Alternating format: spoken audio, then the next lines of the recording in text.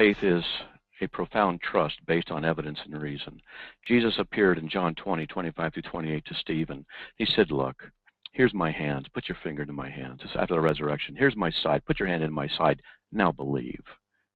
You know, when people tell me that faith is just something we have as Christians and there's no reason or evidence for it, they're convincing me. They're telling me they don't know what they're talking about, and you don't.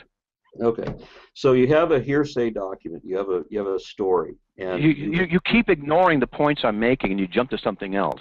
It's a sign of intellectual weakness on your part to do this repeatedly. I show you something that you have a mistake in, and then what you do is you ignore it and go to something else. You didn't show me any. I showed you the biblical definition of faith that is exemplified by Christ himself. You ignored it and went to something else. No, you showed me the definition that I told you earlier exists only in the dictionary and does not exist in the sermons, in the scriptures of any religion. I just showed you and gave you the references in John 20:25-28. I told you what happened. Jesus says, here's the evidence, now believe. Right, so you're taking a hearsay account from a story that you believe. That's a different issue. That's a different issue than the definition of what faith is biblically. You're not looking at the same claim that would be made in the Bhagavad Gita, for example, when Lord Krishna. We're not arguing the Bhagavad Gita.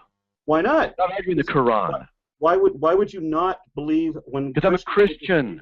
When Krishna manifests his true God form before King Arjuna, you believe that?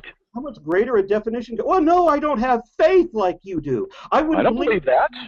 Account from an old storybook like you do. When Krishna, because when Krishna reveals his multi-armed form and all of this, his supreme uber-galactic cosmos to his cosmic form to King Arjuna, why would that not convince you? For the same reason that listening to the story from the fables that you just read to me don't convince me either, because the fable is not evidence. Aron, you're making a mistake.